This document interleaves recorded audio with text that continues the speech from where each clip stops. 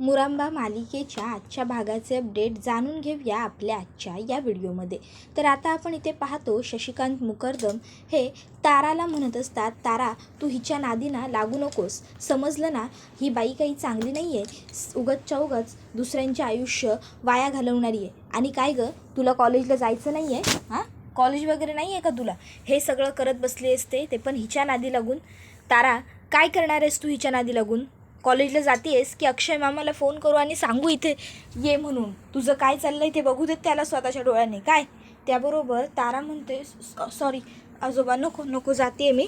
आणि मग लगेचच आता तारा ही तिकडेच इरावतीला एकटं सोडते आणि थेट कॉलेजला जायला निघून जाते. त्याबरोबर आता लगेचच इकडे इरावती म्हणू लागते, काय चाललं आहे तुझं? हां, का उगाचच्या उगाच तू त्या मुलीला घाबरवलंस? का उगाच माझ्याबद्दल तिच्या मनात विष पेरतोयस दादा? काय मिळतंय काय तुला हे सगळं करून? त्याबरोबर शशिकांत मुकर्दम म्हणतात, तुझं काय चाललं आहे इरावती? तुला काय मिळतंय उगाचच्या उगाच हे असं काहीतरी विचित्र आणि वाईट वागून गं? हां, का उगाच तू वाईट वागतेस? हे बघ इरावती, चांगलं वागण्यात सुद्धा मज्जा असते, चांगलं वागण्यात सुद्धा गंमत असते. मला सुद्धा माझ्याच मुलांचे आयुष्य उद्ध्वस्त करायची होती, पण मला वेळेवर अक्कल आली आणि मी वेळेवर सुधारलो. तू सुद्धा वेळेवर सुधार, बदल इरावती, स्वतःला बदल, समजलं ना? उगाचच्या उगाच हे मुलांचे आयुष्य उद्ध्वस्त करण्याचं जे काही खूळ डोक्यात आलं आहे ना, ते सगळं सोडून दे. मी सुद्धा तुझ्यासारखाच होतो, पण वेळ राहता माझ्या लक्षात आलं सगळं आणि मी सावरलो, सुधारलो. त्याबरोबर इरावती म्हणते, तू सुधारलास कारण तुझ्याजवळ तेवढा पैसा होता आणि म्हणून त्या पैशाच्या आहारी जाऊन तू बिघडला होतास, कळलं? तसं मी बिघडली नाही आहे. माझं आयुष्य तुम्ही सगळ्यांनी मिळून ना उद्ध्वस्त केले आणि त्यामुळे मी तुम्हा सगळ्यांचे आयुष्य उद्ध्वस्त केल्याशिवाय इतक्या सहजासहजी गप्प बसणार नाही आहे, समजलं ना? नाही जर एक एक करून सगळ्यांना रस्त्यावर आणलं ना, तर मी माझं नाव इरावती सांगणार नाही, कळलं? त्याबरोबर पुढे ती म्हणत असते, तुमच्यामुळे नुकसान झालं आहे माझं, मला जो काही त्रास झाला आहे ना, तो तुम्हा सगळ्यांमुळे झाला आहे. त्यामुळे मी तुम्हाला कोणाला सोडणार नाही, तुम्हाला सगळ्यांना मी उद्ध्वस्त करणार, तुम्हाला सगळ्यांना मी रस्त्यावर आणणार, समजलं? त्याबरोबर मग शशिकांत मुकर्दम म्हणतात, बघतो ना मी सुद्धा तू काय करतेस ते. ते दुसऱ्या बाजूला इथे रमा ही विचार करत असते की खरंच स्वरा ही किती सोज्वळ दिसते, समंजस दिसते, चांगली दिसते. असं वाटू शकत नाही तिच्याकडे बघून की स्वरा हे असं काहीतरी वागू शकते. पण मग तिने असं का केलं असेल? अक्षयला फसवण्याची मुळात तिला काय गरज आहे? कशासाठी? त्याबरोबर त्या ठिकाणी आता तिचं प्रतिबिंब तिला दिसू लागतं आणि तिला म्हणत असतं, काय झालं रमा? नाही म्हणजे स्वरा चुकीची निघाली या गोष्टीमुळे तुला काय वाटतंय? नक्की तुला ह्या गोष्टीचं दुःख होतं आहे की आनंद होतो? तुला असं वाटतं आहे का की तुला एक आणखीन संधी मिळेल म्हणून? त्यावर रमा म्हणते, नाही, मला असं अजिबातच वाटत नाही आहे, मला उलट अक्षयचं वाईट वाटतं आहे. त्याबरोबर लगेचच आता रमाचं मन म्हणतं, अगं मग वाईट वाटतं आहे तर जा आणि संपव हे सगळं. तर दुसऱ्या बाजूला आता अक्षयकडे शशिकांत मुकर्दम आलेले असतात आणि ते दोघं बसलेले असतात. तर अक्षय हा शशिकांत मुकर्दमांना म्हणत असतो, बाबा मला पूर्ण खात्री आहे रमा समोरून कधीच काहीच नाही बोलणार. त्याबरोबर शशिकांत मुकर्दम म्हणतात, म्हणजे मग काय करायचं आता? तर दुसऱ्या बाजूला रमाचं मन तिला म्हणत असतं की जा आणि सांगून टाक ना अक्षयला, सगळं खरं सगळं सत्य सांगून टाक त्याला की तुम्हाला स्वरा फसवतीये, स्वराचं तुमच्यावर काही प्रेम वगैरे नाही आहे, खोटं आहे हे सगळं. त्याबरोबर रमा म्हणते, नाही करू शकत मी असं. मी जरी जाऊन अक्षयला सांगितलं ना की स्वरा फसवतीये तुम्हाला किंवा तिचं तुमच्यावर प्रेम वगैरे काही नाही आहे, तरीसुद्धा त्यांना माझं खरं नाही वाटणार. विश्वास का ठेवतील ते माझ्यावर? पुरावे काय आहेत? त्याबरोबर मग रमाला तिचं मन सांगतं, अगं मग जर अक्षय तुझ्यावर विश्वास ठेवणार नाही असं तुला वाटतंय तर मग एक काम कर, जा आणि तुझ्या विश्वासातल्या माणसांना सांग, अशा माणसांना सांग जे तुझ्यावर विश्वास ठेवतील, ज्यांना तुझं खरं वाटेल. मग बघ सगळं व्यवस्थित होईल ना? त्याबरोबर रमा म्हणते, पण अशी कुठली माणसं आहेत, कोणाला जाऊन सांगू मी? त्यावेळी तिचं मन तिला म्हणतं, आई आजी, एक काम कर, जा आणि आई आजींबरोबर बोल रमा, आई आजींना तुझ्या मनातल्या गोष्टी सांगून टाक. आई आजी नक्की तुझं ऐकून घेतील आणि तुझ्यावर विश्वाससुद्धा ठेवतील, समजलं? आता तू ठरव तुला काय करायचं आहे ते. हे असंच कुढत बसायचं आहे की वेळ सगळी सावरायचं आहे? त्याबरोबर दुसऱ्या बाजूला अक्षय म्हणतो, मी आता ठरवलं आहे बाबा, मी साईकडे जाणार, साईला मध्यस्थी घेऊन मी या सर्व गोष्टी रमाला सांगून टाकणार की हे सगळं खोटं आहे वगैरे सगळं. त्याबरोबर शशिकांत मुकादम म्हणतात, अरे तुला काय वाटतं, साई या सगळ्यात तुझी मदत करेल? अरे नाही, तो साई तुझी मदत कधीच करणार नाही अक्षय, कळत नाही आहे का तुला? त्यावर अक्षय म्हणतो, नाही बाबा, पण आता माझ्याजवळ दुसरा कुठलाच पर्याय नाही आहे आणि त्यामुळे मी हा मार्ग निवडला आहे. साईची मदत तर मला घ्यावी लागणार आहे या सगळ्यासाठी. तर दुसऱ्या बाजूला रमासुद्धा विचार करते आणि म्हणते, ठीक आहे, ठरलं तर मग आता मी जाणार उद्या आणि आय्यज्जींना भेटून आय्यज्जींना सगळं खरं सांगून टाकणार आहे मी आय्यज्जींना की कशी ती स्वरा अक्षयला फसवते, तुम्हा सगळ्यांना फसवते, तुमच्या सगळ्यांचा विश्वासघात करते. ठरलं, उद्या आय्यज्जींकडे मी जाणार. तर दुसऱ्या बाजूला आता इकडे अक्षयचा नाश्ता करून झालेला असतो. तर आता आरोही म्हणत असते, आता आईसुद्धा घरी येणार. हो ना बाबा. त्याबरोबर मग लगेचच अक्षय हा तिला म्हणत असतो, नाही बाळा, आई अशीच घरी नाही येणार, आईला घरी आणावं लागणार. त्याबरोबर लगेचच आजी ही अक्षयला विचारते, पण अक्षय तुला खरंच वाटतं का साई या सगळ्यात मध्यस्थी होईल म्हणून, त्याची मदत घ्यावी असं? त्यावर अक्षय म्हणत असतो, आजी ते मला माहीत नाही, पण रिस्क तर मला घ्यावी लागेल. आणि हो, आता आम्ही भांडत असतो, पण खरोखर साई माणूस म्हणून चांगला आहे, मला माहीत आहे. आणि 7 वर्ष त्याने सगळं सावरून घेतलं, रमाला सांभाळलं, तिच्यासोबत राहिला.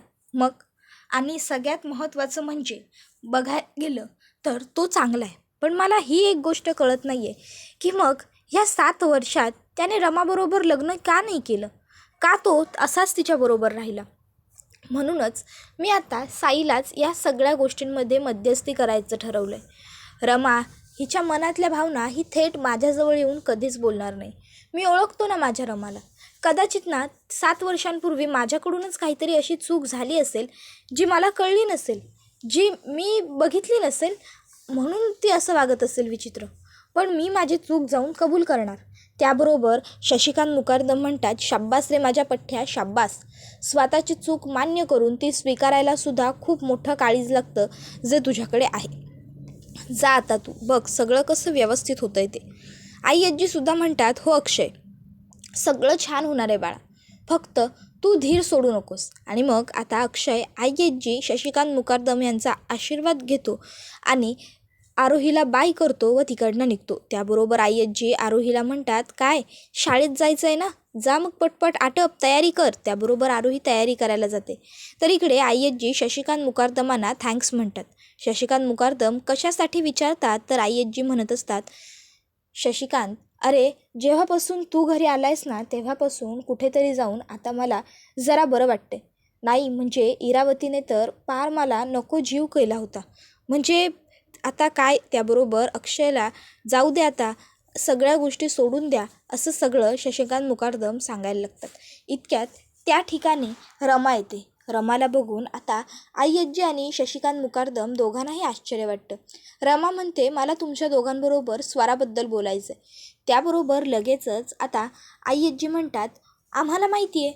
शशिकांत मुकादमसुद्धा म्हणतात, हो आम्हाला माहिती आहे. त्यावर रमा म्हणते, काय म्हणजे तुम्हाला स्वराबद्दल सगळं आधीच माहीत आहे? त्याबरोबर लगेचच आता शशिकांत मुकादम आणि आई आजी म्हणतात, तुला नेमकं काय सांगायचं आहे, सांग ना. त्याबरोबर मग रमाला ते म्हणतात, आम्हाला काय तुला काय वाटलं आम्हाला कळणार नाही, तुला जेलसी होती आहे ना स्वरामुळे. त्यावर रमा म्हणते, काय तुम्हाला असं वाटलं आहे? नाही, असं नाही आहे. मी तुम्हाला हे सांगायला आली आहे की स्वरा अक्षयला फसवते आहे, तिचं काहीतरी बाहेर सुरू आहे वेगळंच. तर इकडे अक्षय हा बोलून बघत असतो, साई हे बघ, रमाच्या मनात अजूनही मीच आहे. अरे हो, आम्हाला वेगळं होऊन 7 वर्ष जरी झाली असली ना तरीही अजून तिच्या मनात हेच आहे. म्हणून आता मला तिची सगळी मनातली जी काही भावना आहे ती बाहेर काढायची, त्यासाठी मला तुझीच मदत हवी. असं बोलू शकणार आहे का मी? आता कधी येतोय साई अशी वाट बघत अक्षय तिकडे उभा असतो. इतक्यात तिकडे अण्णासाहेब येतात आणि अक्षयला म्हणतात, अरे मिस्टर देवधर, तुम्ही काय आज इथे का असे उभे राहिलाय पुतळा बनून, कोणाची तरी वाट बघायला उभं राहिल्याप्रमाणे? त्याबरोबर अक्षय म्हणतो, नाही तसं काही नाही आहे सर. त्याबरोबर आता अण्णासाहेब म्हणतात, अहो असे लॉबीमध्ये उभे राहिलाय आणि म्हणताय तसं काही नाही आहे. बाय द वे ते सगळं सोडा, मला सांगा कोणाची वाट बघताय? नाही म्हणजे कामं वगैरे सोडून सगळी कामं नाही आहेत का आज काही? त्याबरोबर लगेचच अक्षय म्हणतो, आहेत ना सर, कामं आहेत, पण काय ना मी सुट्टीवर आहे. त्यावर लगेचच अण्णासाहेब म्हणतात, अरे वा, म्हणजे सुट्टीवर असूनही तुम्ही इथे शाळेत आलाय आणि कोणाची तरी वाट बघताय, वेगळं आहे नाही जरा. त्याबरोबर अक्षय लगेचच सांगतो, साई सरांना भेटायचं आहे, त्यांचीच वाट बघतो. त्याबरोबर अण्णासाहेब म्हणतात, ओ साई सरांना भेटायचं, काय निरोप द्यायचा होता त्यांना, तुम्ही बोलू शकता माझ्याशी. त्यावर अक्षय म्हणतो, नाही नको, मी साई सरांबरोबरच बोलतो. त्यावर लगेचच अण्णासाहेब म्हणतात, अहो साई सर भेटणार नाही तुम्हाला. नाही म्हणजे काय आहे ना, ते त्यांच्या मायबरोबर त्या गावच्या लोकांना निमंत्रण पत्रिका द्यायला गेलेत. कमीत कमी 2-3 दिवस तरी त्यांना तिकडे लागतील, म्हणून म्हणतोय. त्यावर अक्षय म्हणतो, नाही ठीक आहे, मी वाट बोलेन त्यांच्याशीच. त्यावर अण्णासाहेब म्हणतात, हे बघ, म्हणजे एक मी तुम्हाला सल्ला देतोय, जर तुम्हाला रमाबद्दल काही बोलायचं असेल तर तुम्ही माझ्याशी बोलू शकता, त्यामध्ये काही हरकत नाही आहे, ते सुद्धा मोकळ्या मनाने. त्यावर अक्षय म्हणतो, नाही बरोबर आहे, पण मी बोलेन ना साई सरांबरोबर. त्याबरोबर लगेचच अण्णासाहेब म्हणतात, आणखीन एक सल्ला देतो, तो म्हणजे हे बघा, उगाच रमाच्या आयुष्यात ढवळाढवळ करू नका. नाही म्हणजे आता तुम्हीसुद्धा दुसरं लग्न करताय, दुसऱ्या नवीन आयुष्याची सुरुवात करताय, नवीन संसाराला लागताय, तुमच्या भावी संसाराचा, बायकोचा विचार करा. उगाच माझ्या मुलीच्या आयुष्यात ढवळाढवळ नको. त्यावर अक्षय अण्णासाहेबांना म्हणतो, रमा हे सगळं मनापासून करते का, हे एकदा तुम्हीसुद्धा तिला विचारा. आणि मग तो तिकडनं निघून जातो. त्याबरोबर इकडे आता आय्यजी ह्या रमासमोर बसलेले असतात आणि रमा म्हणते, हे सगळं असं आहे म्हणून मी तुम्हाला सांगायला इथवर आले. त्यावर शशिकांत मुकादम म्हणतात, रमा अगं बस, उगाच मनात येईल ते काहीही बडबडते असतो. नाही, तुला स्वरा आणि अक्षयला एकत्र बघायला आवडत नाही हे आम्हाला माहीत नसेल असं वाटतंय का तुला? त्याबरोबर इकडे आय्यजी यासुद्धा म्हणत असतात की रमा अगं असं कसं बोलतेस तू? तर इकडे शशिकांत मुकादम म्हणतात, तुझ्या मनातलं खरं सांग ना, तुला जेलसी होते असं. रमा म्हणते, असं काही नाही आहे बाबा, असं का असेल माझ्या मनात? नाही, मी खोटं नाही बोलणार. सुरुवातीला जेव्हा मी स्वराला पहिल्यांदा पाहिलं होतं ना, तेव्हा मला थोडंसं वाईट वाटलं होतं, पण म्हणून याचा अर्थ असा नाही ना की मी माझ्या मनात येईल तसं माझ्या मनात येईल ते बरळेन. मला स्वरापासून जेलेसी वगैरे असं काहीही नाही आहे. का कळत नाही आहे तुम्हाला? मी खोटं का बोलू? मला उलट अक्षयची काळजी वाटते, म्हणून मी तुम्हाला भेटायला आले. त्या दिवशी मी अक्षयना भेटायला बोलवलं होतं ना, ते शेवटचा निरोप घेण्यासाठी, पण तिथेच मी स्वराला त्या मुलाबरोबर पाहिलं आणि म्हणूनच मी इथे तुम्हाला भेटायला आले. त्याबरोबर मग मात्र शशिकांत मुकादमांना आता टेन्शन येतं, कारण का ते जे रमा बोलतीये हे खरं असेल हे त्यांनासुद्धा माहीत असतं. त्याबरोबर इकडे मग शशिकांत मुकादम मुद्दामून आय्यजींनाच इशारा करतात आणि म्हणतात की या सगळ्याचा पुरावा काय असं बोल. मग आय्यजी म्हणतात, हे बघ रमा, तू जे काही बोलतेस ते सगळं खरं असेल असं आपण पकडून चालूया. चल, मी असं मानते की तू खरं बोलतेस, पण या सगळ्याचा पुरावा काय? हे सगळं खरं कशावरून मानायचं? त्याबरोबर शशिकांत मुकादमसुद्धा म्हणतात, हो ना रमा, हे बघ, तू एका सुशिक्षित मुलीवरती हे असे काहीतरी अश्लील आरोप नाही करू शकत. रमा म्हणते, बाबा मी आरोप नाही करत आहे, मी माझ्या डोळ्यांनी जे पाहिलं ना तेच सांगते. शशिकांत मुकादम म्हणतात, नाही, माझा स्वरावरती पूर्ण विश्वास आहे, स्वरा असं काहीतरी नाही वागू शकत. आणि राहिला प्रश्न अक्षयला सांगण्याचा, तर आपण अक्षयला असं डायरेक्ट कसं सांगणार? अक्षय कसा विश्वास ठेवेल? पुरावे हवेतच ना सगळ्यांना सगळं सांगण्यासाठी. त्याबरोबर रमा म्हणत असते, अहो पण बाबा, मी खोटं बोलतच नाही आहे, मग तुम्हाला माझं का खरं नाही वाटत आहे? त्याबरोबर मग आता लगेचच आय्यजीसुद्धा रमाला म्हणत असतात, अगं रमा, पण अक्षय आपल्याकडे जेव्हा पुरावे मागेल तेव्हा जर पुरावे नसतील ना, तर आपण काहीच नाही करू शकणार. आणि जर आपण अक्षयला पुरावे नाही दिले तर आपण त्याच्यासमोर ही गोष्ट कशी सिद्ध करणार की स्वरा फ्रॉड आहे किंवा स्वरा खोटं बोलते? उलट अक्षय भांडेल ना. त्याबरोबर रमा म्हणते, ठीक आहे, पुरावे हवेत ना तुम्हाला? मी मिळवेन पुरावे, आणि पुरावे मिळवून मी घेऊन येईन आणि मग थेट मी अक्षयबरोबरच बोलेल. तुम्ही दोघंही राहू द्या, मी त्यांच्याशीच काय बोलायचं ते बोलून घेते, बघते मी त्यांच्याबरोबर कसं बोलायचं ते. त्याबरोबर अक्षयला जाऊ देत ना, म्हणजे तू काय असं सगळ्यात पडतेस रमा? हे बघ, आम्ही बघतो ना पुराव्यांचं वगैरे काय करायचं, तू काय असं सगळ्यात पडतेस, तू सोडून दे. त्याबरोबर आता रमा म्हणते, नाही असं कसं सोडून देऊ? काहीही झालं ना तरी मला अक्षयचं आयुष्य उद्ध्वस्त झालेलं नाही बघता येणार. त्यांना त्रास झालेला मी नाही बघू शकत, कारण ते माझे त्याबरोबर लगेचच आई आजी आणि शशिकांत मुकादम हे एकमेकांकडे बघतात आणि मग आता ते लगेच रमाला विचारतात, ते तुझे?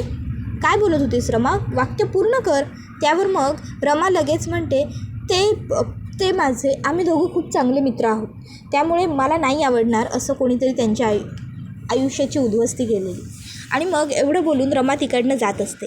आई आजी रमाच्या मागून उभ्या राहतात आणि तिला म्हणतात, मग एवढं जर वाटतंय ना तर तूच कर की अक्षयबरोबर लग्न. त्यावर रमा, येते मी असं म्हणते. त्याबरोबर आई आजी म्हणतात, बघ रमा, आताही तू जाते नाही येते म्हणाली आहेस, म्हणजे तुला सून म्हणून पुन्हा याच घरात परत यायचं आहे एवढं लक्षात ठेव.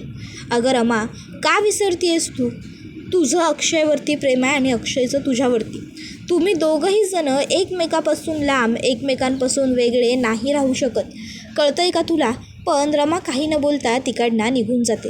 त्याबरोबर इकडे आता अक्षय हा साईला भेटता आलेलं नसतं, त्यामुळे तो शाळेच्या बाहेर येऊन उभा असतो. इतक्यात त्या ठिकाणी आता लगेचच शशिकांत मुकादम येतात. शशिकांत मुकादम आल्यावर अक्षय म्हणतो, काय झालं बाबा, तुम्ही यावेळी इथे काय करताय? शशिकांत मुकादम म्हणतात, अरे खूप मोठी गडबड झाली आहे बाहेर. अक्षय म्हणतो, हे बघा बाबा, मला थोडा वेळ जरा शांत राहू द्या, एकटं राहू द्या. शशिकांत मुकादम म्हणतात, अरे ही वेळ एकटं राहण्याची वगैरे नाही आहे बाबा, बाहेर काय झालं आहे ते एकदा ऐक तरी. आणि मग शशिकांत मुकादम अक्षयला सांगतात, अरे बाबा, बाहेर रमाला कळलं आहे की स्वराचं बाहेर अफेअर आहे वगैरे, आणि आता रमाने ठाणलं आहे की ती आता स्वराचं अफेअर नक्की कोणाबरोबर आहे आणि काय आहे हे सगळं हे शोधून काढणार. अक्षय, अरे तुला हे सगळं सोपं वाटतं आहे का? ह्या सगळ्यामुळे ना खूप मोठा प्रॉब्लेम होऊ शकतो. अक्षय म्हणतो, बाप रे बाबा, तुम्हाला या सर्वाची आधी कल्पना नव्हती का? तुम्हाला या गोष्टी माहीत नव्हत्या का? तुम्ही स्वराची चौकशी केली नव्हतीत का? त्याबरोबर शशिकांत मुकादम, नाही रे बाबा, मलासुद्धा यातलं काही माहीत नव्हतं असं म्हणतात.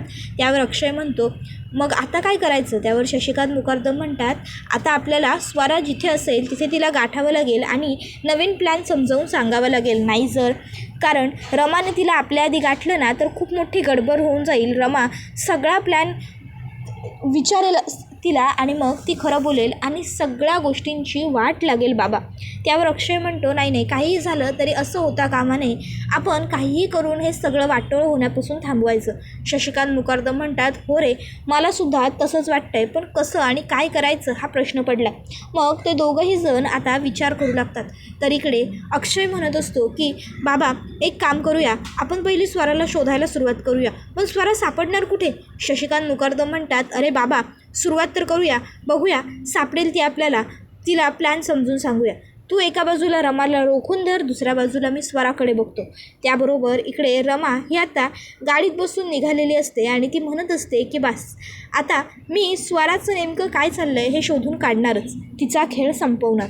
त्यानंतर मग इकडे रमा ही आता स्वराला बघायला चाललेली असताना अक्षय तिकडे आणि म्हणत असतो, हे बघ रमा, उगाचच्या उगाच तू स्वराबद्दल सगळ्यांच्या मनात विष घालवू नकोस. ती माझी होणारी बायको आहे आणि ती चुकणार नाही याची मला पूर्ण खात्री आहे, त्यामुळे उगाचच्या उगाच काहीतरी करू नकोस. तर इकडे रमा तिच्या मागावरतीच असते. स्वरा तिच्या त्या मित्राला, आता तुला इथे कोणी बघितलं तर प्रॉब्लेम होईल, तू निघ असं सांगून तिकडनं निघत असताना रमा तिकडे येते आणि स्वराला म्हणते, हाय स्वरा. स्वरा घाबरते. स्वरा रमाला म्हणते, तू काय करतेस इथे रमा? त्यावर रमा म्हणते, अगं घाबरू नकोस, गेला तो. हो ना? स्वरा, काय आहे हे सगळं? कोण आहे तो मुलगा आणि तुझं त्याच्याबरोबर काय सुरू आहे? आता रमाने असं विचारल्याबरोबर स्वरा गप्प बसते आणि हा व्हिडिओ इथेच संपतो.